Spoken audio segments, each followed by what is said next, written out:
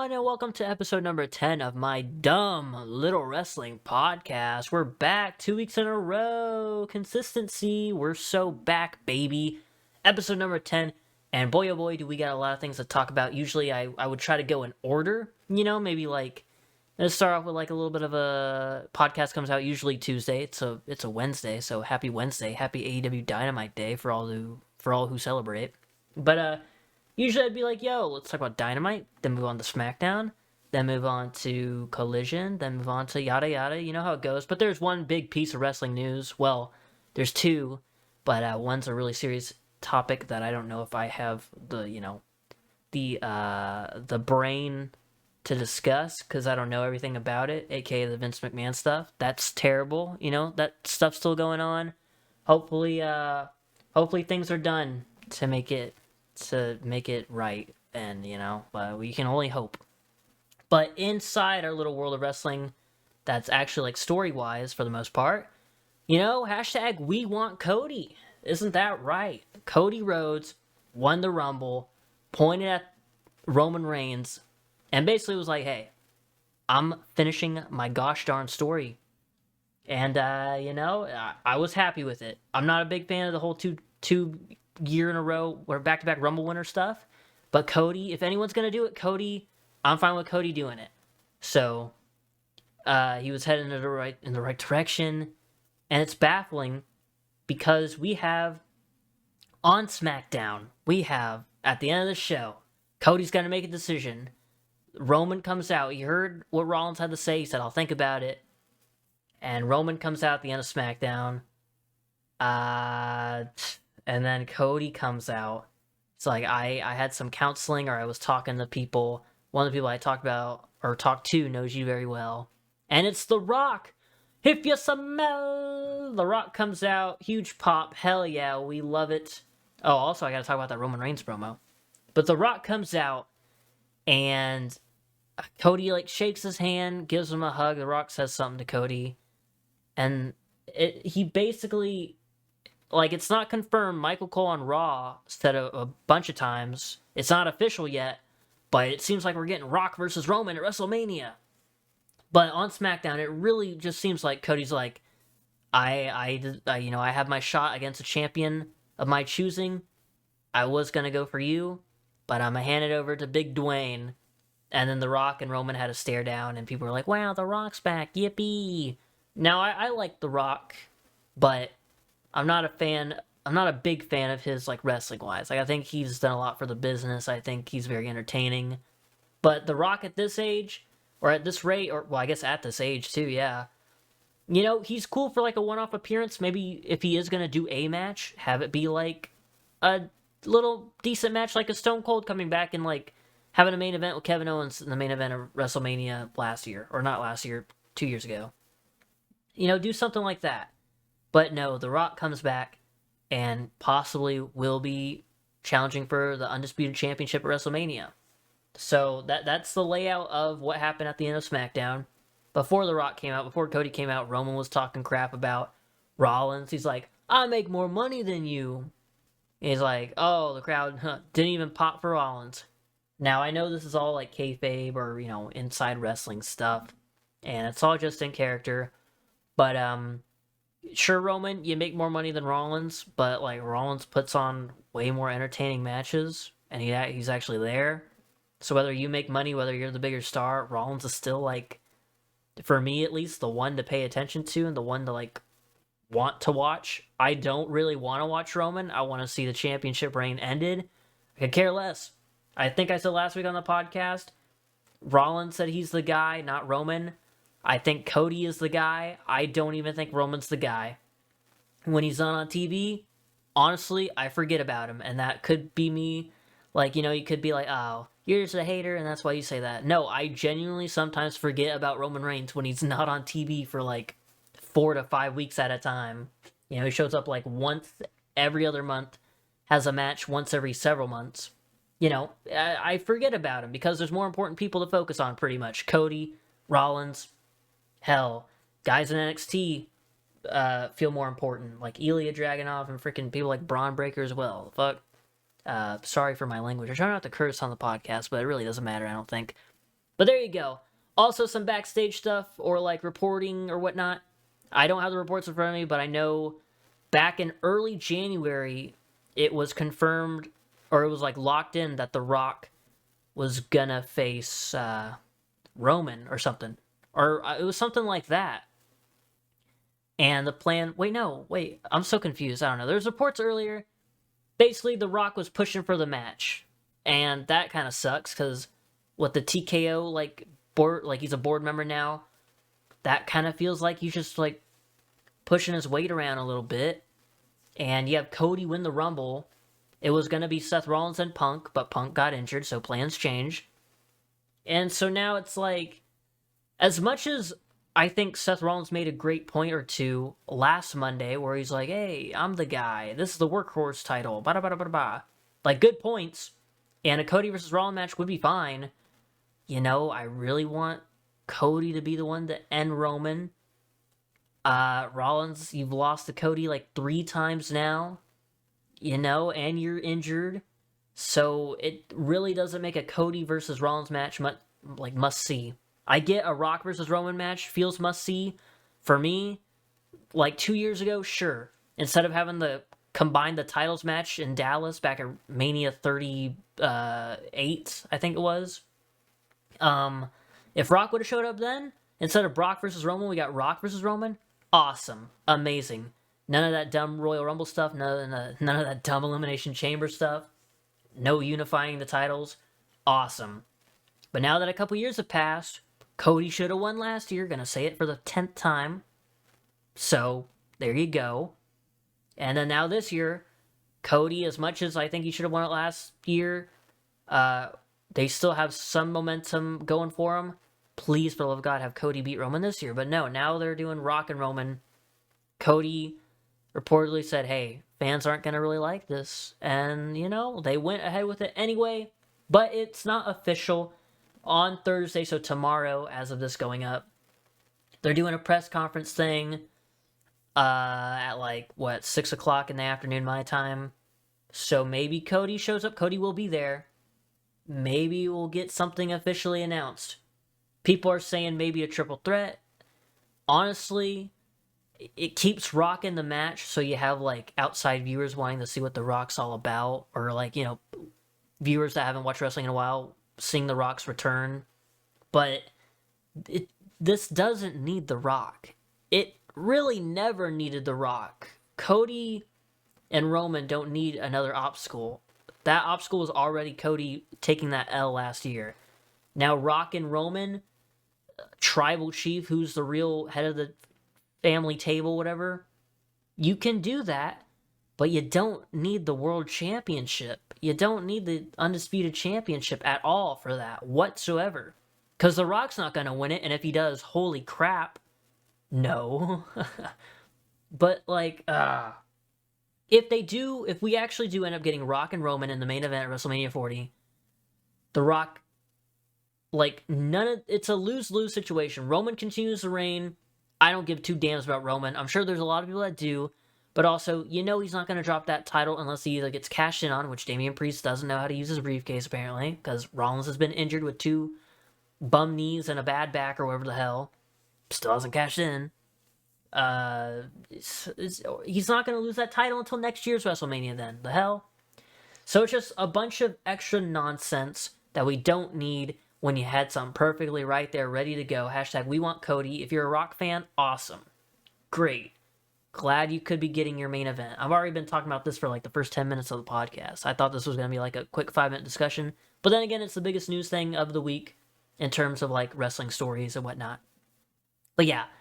Also, so that's it for the Cody Rock stuff for now until we get to Raw. But let's go over some other SmackDown things that happened. We had the Bayley and Damage Control segment. Bayley's going to choose who she's going to face at Mania. Backstage, Io, Asuka, and Kyrie are like, we're going to end Bayley. Ha ha ha. And they walk out. Bayley was listening all along wearing the Batista white outfit right there. Not like the full-on turtleneck or nothing, but hell, she's there. And she's like, okay. And so she comes out. She's like, big challenge would be to face Rhea, but another challenge would be to prove people that I thought were in my corner wrong. And then she's like, yeah, she speaks in Japanese. She was like, damn. So that was cool. And then they attacked Bayley as Bayley was getting heated with Io. Bayley pulls out a lead pipe.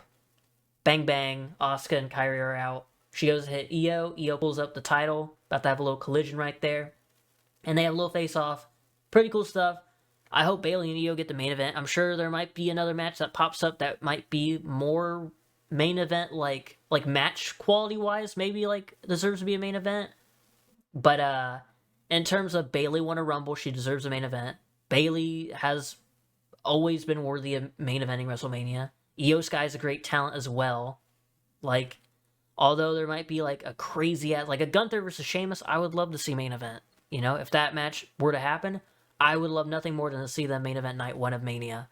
But I still think Io and Bayley should main event. Yeah, I mean, Charlotte and Rhea should have main evented last year, kinda, but also the Usos and Sami Zayn and Kevin's story was better. Might not have been the better match, but the story and the hype behind it was a bit more, so I kinda get that. But, the Royal Rumble winner should always kind of main event, you know, depending on the momentum at least. But Bayley versus Io should be good. I'm hoping Bayley gets a big dub. I hope Paramore gets to sing her out to the ring. That'd be awesome. Yeah, so hashtag Paramore for Mania or whatever Bayley's pushing. I love Paramore. It'd be cool to see what they do. That'd be nice. But if anyone's performing at Mania, it'd probably be The Weeknd. So what are you going to do? And moving on to more SmackDown stuff, we had a nice Fatal 4-Way Tag match. Winners face a Fatal 4-Way Tag match winner on Raw. And then they face this coming Friday. Winners will move on to Elimination Chamber to face the Judgment Day for the tag titles.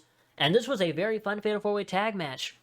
Can I remember the teams? We have Tyler Bate and Peter Dune. We have Pretty Deadly. We have LWO. And there was another team there that I'm blanking on. It was someone.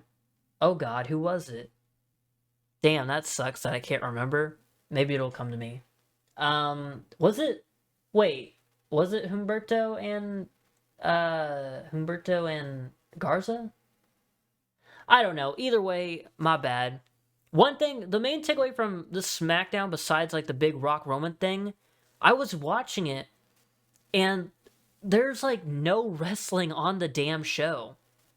Like a 6-man tag between the Final Prayer or whatever the hell and Street Profits and Bobby Lashley. That wasn't even a match. Half of it was backstage stuff, entrances, commercial, talking in the ring, commercial, little match, cool match, commercial. Like Logan Paul kicking off the show. Kevin Owens, you got a match with Austin Theory, commercial. Has a match with Austin Theory. It's like, dude, you're a 2-hour show and it feels like I'm only getting like 30 minutes of like in-ring stuff. And I know WWE focuses on story and AEW is mainly like the wrestling stuff, but I was watching it with one of my friends that doesn't care about wrestling, and they're like, when the hell are they going to be fighting? I'm like, honestly, bud, I don't fucking know. So that was my big gripe with SmackDown. It felt like was that just me? Did it feel like there was like no actual wrestling on a wrestling show? What the hell? But either way, SmackDown was eventful to say the least. But early in the week, right after I uploaded the podcast on Tuesday, I'm a big AEW guy, so it sucks that I do it Tuesdays. But I feel like this is like a day where, you know, no wrestling podcast that I am aware of uploads. Because, you know, we got Stash Club on Thursday. You got Cultaholic on Friday. Those are the 2 wrestling podcasts that I somewhat keep up with. So, you know, I thought, hey, might as well do it Tuesday then. That'll be my little day. Shout out wrestling podcasters. There's a lot of them, but I'm sure some of them are pretty good. But for Dynamite was a pretty good show. Main event, we had the Dealer's Choice stuff. Earlier in the night, we had Toa Leona versus Hangman Page, which that was a better match than I thought it was going to be. I thought, you know, Toa was going to have a cool little match with Hangman, but Hangman will get an easy win. Hangman was kind of getting his ass kicked, man. I'm not going to lie. Pretty good stuff. Took his first loss in AEW. Pretty cool. And in the main event, we had Swerve. He comes out, and Hangman was like, hey, yo, it said you could choose the stipulation as well, because it's just like you create the match yourself. And RVD is out there, you know, respect, walk. It's a no DQ match. Hell yeah. RVD Still has it, never lost it. Love RVD. You know, as many kind of like older wrestlers there are in AEW, RVD I could see, like, if he's signed, I feel like it would be a worthwhile signing. Even if it's not full time, just come in like once a month, have a fun match. Don't take up too much like story telling time or time from other wrestlers, but RVD has been putting on great matches in AEW. The like 3 he's had. Love Rob Van Dam. And him and Swerve had a great match. Swerve got the dub. Good match. And then for tonight on Dynamite, if you're watching this on Wednesday when it comes out, we're going to get the third match between Swerve and Hangman. Whoa, winner goes to Revolution to face Samoa Joe, which Samoa Joe was on commentary for the Swerve and RVD match, and he was loving every bit of it. He was like, he felt like a little fanboy out there cheering on RVD. It was funny. Good stuff. Also, Hook and Brian Cage might do something at Revolution. That'd be a fun match over the FTW Championship. But yeah, it was cool to see RVD back. He took the L, but we're getting Swerve and Hangman. Winner faces Joe at Revolution. I would love to see a triple threat. Hangman has lost twice to Swerve. Would he lose a third time? It would really build up Swerve if he did. But, Hangman also has to keep looking a little strong. It might end in a double count out. Or maybe Samoa Joe comes out, beats up both of them, and be like, none of them won. They all suck. And then, Tony Schiavone's like, I just got word from the back. Tony Khan says we're going to have a 3-way at Revolution. And crowd goes wild. I'd love to see a 3-way with the 3 guys, or Swerve versus Joe would be awesome. Hangman versus Joe would be awesome. It's a win-win-win situation. Love all 3 guys. Hopefully we get a banger on Wednesday and a banger match at Revolution. Also, next Wednesday, I'll be going to an AEW show in Texas. Tonight's Wednesday Dynamite, this show seems stacked as hell. I'm really hoping that next week the Texas crowd doesn't get any crumbs, Tony. Alright, Tony Khan, if you're somehow hearing this, you better load up that Texas show. You don't gotta give us all your big main event stars, but the show tonight is awesome. You better give us something good next week too, bud, okay? Okay? Alright, anyways. Moving on, we got Young Buck shenanigans. They come backstage and Darby's chilling there. It's like, hey, Darby, you haven't answered our text messages. What's going on?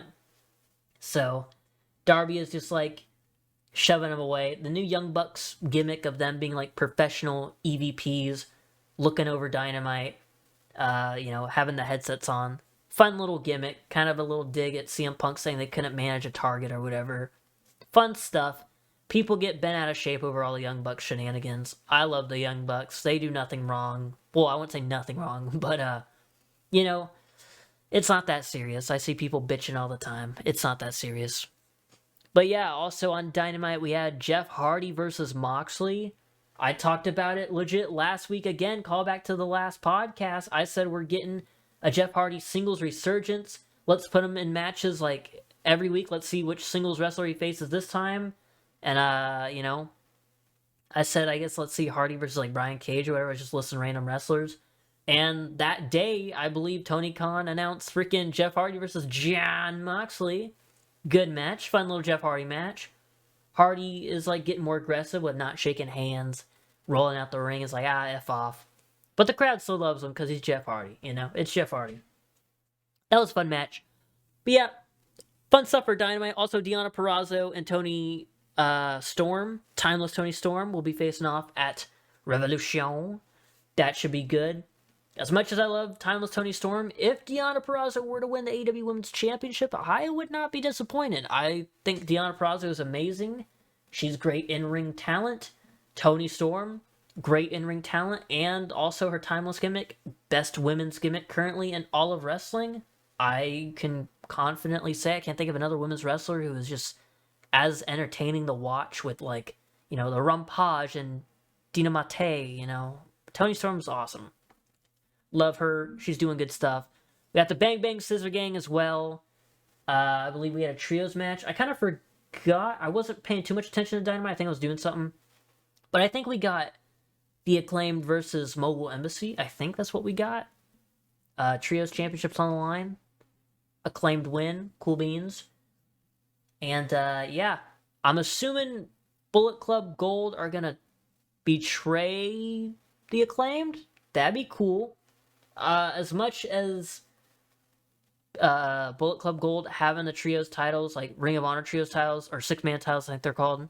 As cool as it is to see them with gold, we really need to see the Ring of Honor stuff stay in Ring of Honor. Like, the Kingdom are Ring of Honor tag champs, and they're holding the belts on Dynamite, and it's like, oh, we already have gold. Well, so you have gold for another, like, side project.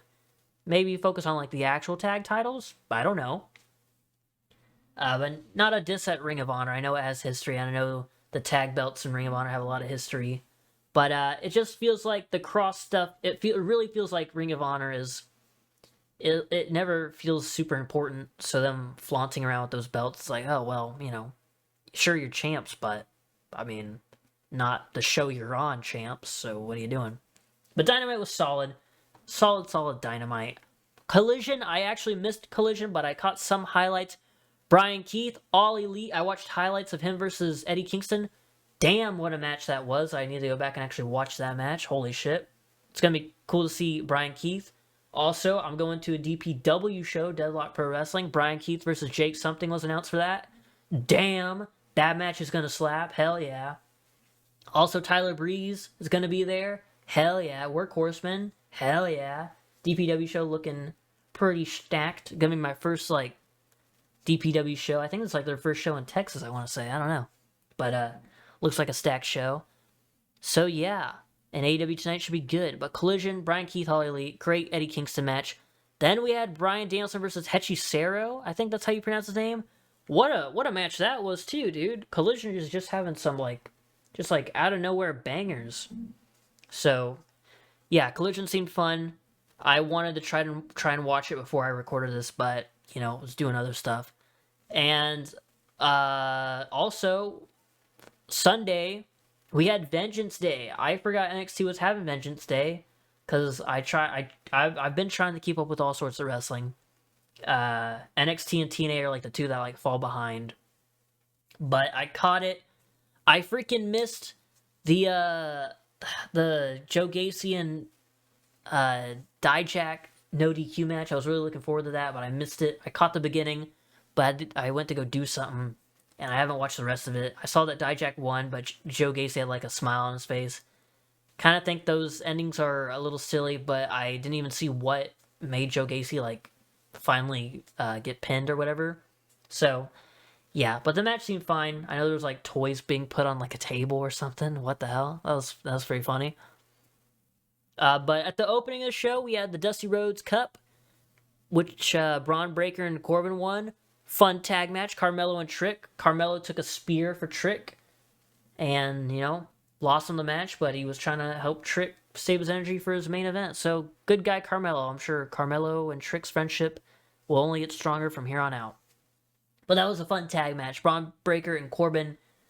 If they would have just let Corbin do this stuff on the main roster, he wouldn't get, like, booed and called boring or called bad. Because he's always been a reliable, decent wrestler.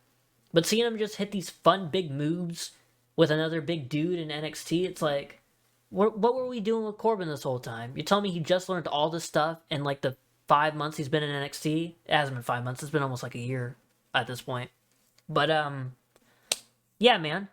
Still fun match. Glad they're Dusty Cup winners. Corbin lost the first ever Dusty Cup finals back in 2015. Him and Rhino, I think, teamed against Samoa Joe and Finn Balor. I think that's the team. I don't know. But, yeah, good tag match. Lyra Valkyria versus Roxanne Perez. Fun match. Then Lola Vice was going to cash in her breakout women's tournament contract. Now, I'm not the biggest Lola Vice fan. She just seems like a little fake to me. I mean, maybe that's her character. Like, every feud, or not feud, but every, like, promo she has, someone's always like, I got here by hard work, not shaking my ass on Instagram. And that's like everyone's burn against her. It's like, is that really her only personality? I mean, that's all I've seen from her or whatnot on NXT. But seeing her cash in and like, I was so worried she would win the match. Now, I'm sure she's a lovely person, but I'd rather see Lyra or Roxanne hold the championship. And I really thought they were going to have her win it. I really, really did. And there was a lot of near falls that really got me. And I think this might might have been like sleeper match of the night, one of my favorite matches of the night. But Lyra Valkyria gets the dub, retains her championship. Roxanne Perez should be going in the main roster any month now, probably after Mania. It'd be cool to see her in the Elimination Chamber. That'd be cool. But yeah, good triple threat match towards the end. And glad Lola Vice did not win, because I don't think she's ready for it. Nor am I the biggest Lola Vice fan. But I'm sure she'll only get better. That seems like, the case for all NXT talents. They only seem to get better. Unless you're Gable Stevenson. Anyways, the main event, Dragunov versus Trick. Holy crap, bro. Dragunov getting the absolute crap beat out of him. Final moments, that huge double finisher, attempt. Trick going for that knee. Dragunov with that big uppercut thing or whatever. Shit, dude. Those guys beat the hell out of each other. And Carmelo kind of messed up a couple of times along the way. And at the end of the match, after Dragunov dipped, Carmelo attacks Trick Willie and just bashes his leg with a chair like 10, 20 times, it seemed like. Holy crap. Pretty good stuff. Carmelo versus Trick should be fun. Obviously, I feel like they do this a lot. Like, if you have a close friendship with somebody, if Stand and Deliver NXT TakeOver's coming up, watch your back, Gargano. Watch your back, Trick. Your tag partner's going to be like, all right, let's secure this, big match at the show by turning on you. But it should be a good match. I'm excited for Stand and Deliver. And yeah, I missed some of the other stuff on Vengeance Day. Like I said, I kind of forgot they were doing it, so I just put it on in the background. Tried to pay attention to most stuff. Obafemi got a win over Dragon Lee. Pretty cool. The family versus the guys with Reggie. I don't really know them too well, but I'm sure that match was fine. It was okay from what I saw. Cool stuff. But that was Vengeance Day. Decent little show. Didn't pay too much attention to it, but I tried catching as much of it as I could. But now we got Raw, and I think that's pretty much it. Hell, be out of here under an hour. Awesome. We got Raw. Kicking off the show, we got Seth Rollins. He's like, you guys want Cody? All right, here's Cody. Cody comes out, and, then we got Drew coming out, and Drew made a lot of good points. It was like, hey, Cody, finish your story. That way me and Rollins can have a match at Mania. And Rollins is like, what makes you think we're going to have a match, bro? What the hell? But I really like this new Drew, because he's a bad guy, but every point he makes is pretty much valid. So it's hard not to boo him. I mean, he's kind of being a dick about it, but I mean, he's also right, So I love Drew getting in the middle of all that. That's pretty cool. I really hope we do get Drew versus Rollins. I want Cody and Roman, and instead of Punk and Rollins, since Punk is injured, give me Drew, Rollins, Sami Zayn, maybe a nice fatal four-way, like all the workhorses of Raw. Drew, Sammy, Rollins, and who would be another one? Hell, if Finn Balor wasn't tag champ, Finn Balor in the mix would be cool. So yeah, maybe a Jey Uso? I don't know. I mean, oh yeah, I'll talk about Jey Uso here in a bit, and y'all might hate me for this, but yeah. So there you go, opening little bit. Then we had a Fatal 4-Way tag match, which was pretty fun. My boys, DIY, got the W. They're going to be facing Tyler Bate and Peter Dune. SmackDown, NXT Black and Gold is alive and well, baby. Let's go. I hope they let them go all out. Triple H, I know you're back there. I know you probably got your hands full with some other stuff, but let them have a takeover opening tag match on SmackDown or a main event to end the show or kick off the show. Come on, DIY versus British Strong Style. Dude, come on. You gotta let them go all out. DIY has only been getting cheered and cheered. Pete Dunne came back in his normal form instead of being Butch, which, good God, what took you so long, Triple H? Come on now. But you got to keep it going. Give them a banger match. I know WWE is focused on the entertainment and storytelling, but you got to give us a banger match on SmackDown. That's all I want. I will not watch the rest of the show, but if you put on a banger tag match, I'll be talking about it for days. But we also got some Nia Jax and Rhea Ripley shenanigans. Rhea Ripley comes out. He's like, hey, Nia Jax, I want you out here now. Adam Pearce is like, get a hold of yourself, woman. He said, I'll give you Nia Jax Elimination Chamber. Cool beans. They fight. I believe Nia Jax beats the shit out of Rhea because, of course, she does. And obviously, Rhea's going to win in her home country of Australia. That'll be cool to see. We also got Elimination Chamber qualifying match. I was going to say matches, but just a match. We have Shayna Baszler and Becky Lynch WrestleMania rematch. Shayna should have won their last encounter, but I knew for sure Becky would win this encounter. Even though I really like Shayna Baszler. As much as I love Becky Lynch, it would have been really cool to see Shayna Baszler get the win. But we all knew Becky Lynch was going to win. She'll probably win the whole chamber unless a little Liv Morgan interferes. We're gonna get Liv Morgan versus Zoe Stark, which would be a really fun match next week on Raw. I would assume Liv Morgan's gonna win that. So we'll have Liv Morgan and Becky Lynch in the chamber. Awesome. I'm a big Zoe Stark fan, so again, as much as I love Liv Morgan, I would really love to see Zoe Stark win the match. You know? I feel like have Zoe Stark win the match, then later on have like a last chance for all the people that lost their qualifying matches, have them have like a little triple threat or a fatal four-way or something, and have Liv win that instead. But I want Zoe Stark in that match, so please. But Liv Morgan just came back, so, I mean, you know, she deserves it probably. So before we get to the main event, actually, because my biggest talking point is the Gunther stuff, the main event, we had a bull rope match. Whoa, it was Shinsuke versus Cody, because Shinsuke attacked Cody at a house show, spit the mist in his face, and then they announced a bull rope match. That's cool beans and all, but I really thought we were going to be done with the Cody stuff. It kind of feels like they're just moving on. It's like, oh, you gave your title shot to The Rock, pretty much. All right, well, let's resume the Shinsuke feud. It's like, okay, what? But I'm pretty sure it was just like a nice, fun bull rope match to get more momentum on Cody's side. Because it seems like there was like two things. There was two sets of like printed out "We Want Cody" signs. One fan tweeted out that they were handed them out, but the other ones were just handed out not by a fan, I think. And commentary mentioned it. Rollins in the opening of the show mentioned it. Sami Zayn after Raw went off the air mentioned it. It looks like they're gonna get the "We Want Cody" thing like to be an actual like story. And, you know, maybe they said, hey, we're going to pull the trigger on Rock versus Roman finally. But now that they see all the backlash, maybe they should switch it to Cody versus Roman.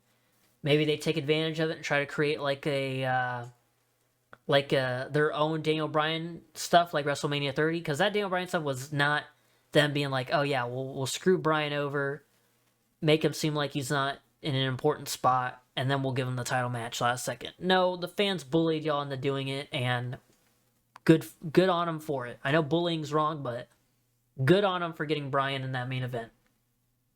But, I mean, if they get ahead of... I mean, they're not going to get ahead of all the backlash, because it already started. But if they don't let it go too far, they can throw Cody in there. But at the same time, if they do go that route of, oh, alright, we'll use all their hatred to make Cody Rhodes a bigger star. Be like, that's cool, but because it feels like you're doing it on purpose, it doesn't feel as authentic, which I still will like Cody and still will hope he wins the match at Mania. It kind of feels a bit cheap, but whatever gets the title off Roman Reigns at the end of the day, I guess, man. You know, take our wins where we can. But yeah, there you go. Nice bull rope match to end the show. Cody wins. He got misted and didn't really even bother him. He like flipped Shinsuke back over, crossroads, 1, 2, 3. So it's like, is the Mist like not that strong anymore or something? Or is Cody Rhodes that strong and he can overcome all the adversity? Don't know, probably a mix of both.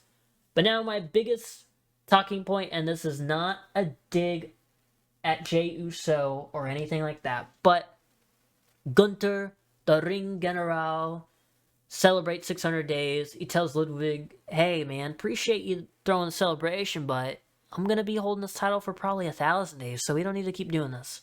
There's no challengers left. I've beaten them all. Jey Uso comes out, and odds are we are going to be getting Gunther versus Jey Uso at what I would assume, hopefully, Elimination Chamber. And I think Jey Uso's fun. The crowd are so behind him, and that's good. I love the hands in the air. That's awesome. But I have never totally been on the Jey Uso bandwagon. Like, I've never been on the Uso hype train. I thought he was good as a tag team guy. I thought he was good going into SummerSlam with Roman. Didn't think he was going to win the title, but if he did, pretty cool. And now he's stayed a singles guy. He's helped out in some of the top storyline stuff. He did War Games. He just doesn't feel like he is like main event Jey Uso. I feel like he should have stayed a tag team with Jimmy. Uh, you know, and as much as I hate to say it, I'm not too much of a fan of singles Jey. And people could say, well, maybe a main roster like singles title win is what he'll need to be pushed to that level. Sure, but have him beat like a Logan Paul maybe, not Gunther. I don't think they're gonna do Gunther versus Jey at Mania, but if they do, I'm scared Jey's gonna win. Jey should not be the one to take the title of Gunther. I think Jey is fun, and if they keep using him right, I'm sure I'll come around on the Jey Uso train. Yeet. But dude, have Gunther and Jey at Elimination Chamber. Have Jey fight his little heart out. Have Gunther beat him. Maybe this is all selfish because I want Sheamus to come back and finish his story at Mania. Hashtag we want Sheamus. Can we get that trending on Twitter? Thank you, please. But I mean, if it's not Sheamus, it should not be Jey. And you could go the Chad Gable route again, but you kind of started that train and then dipped away from it. With Sheamus, at least, he's been constantly talking about it. If you see Sheamus on Twitter, if you follow him, you know that every other week he's like, hey, Gunther, I'm going to take that title from you. Teehee. Hey, guys, I'm going to become Intercontinental Champion. Teehee. And as, like, silly and as petty it may seem, I'm on the Sheamus train, baby. Sheamus has been my guy since I first started watching wrestling back in, like, late 2011, early 2012. He's been my guy since then. He still is. Sheamus could finish his story. Cody could finish the story. This would be the mania of story finishes. Please. But even if we don't get the Sheamus thing, Jey Uso should not be the one to beat Gunther. I'm not sold on Jey Uso. I think he's fun, and he can put on some fun matches, but he's not there yet to where I want to see him hold something like the Intercontinental Championship. At least, like, if it was anyone else but Gunther holding it, I could be like, all right, let's see it. But Gunther is like, that Intercontinental Championship seems on par with Seth Rollins' World Championship, and Gunther's presence is on par with Roman Reigns, whether you like it or not or believe it or not, because he's unbeatable. He's champion for a long period of time, but he actually shows up. Whoa, and his matches are better. Whoa, call me crazy, but Gunther's a way better champion than Roman Reigns. Whoa. But that's not that crazy of me to say because it's the truth. So what are you going to do about it? But yeah, 38 minutes into the podcast, pretty much. I got nothing else to say. I talked a good deal about Cody, Rock, and Roman. Talked a good deal about Jey Uso. Talked a good deal about Vengeance Day. Oh yeah, also on Raw, R-Truth being R-Truth, love R-Truth. Have him beat Gunther. I know that probably would not be great, but R-Truth deserves something. He is making the Judgment Day watchable. He is, as much as people hate on The Miz, I've always liked The Miz. I thought he's always been alright. But, he's making the Miz segments more kind of, like, entertaining to watch. Even though Miz is always somewhat entertaining to watch. Like, he's making face Miz, like, good guy Miz, like, more easy to watch. Because usually when Miz is a good guy, like, doesn't feel right because he's so good at being a bad guy. But, yeah.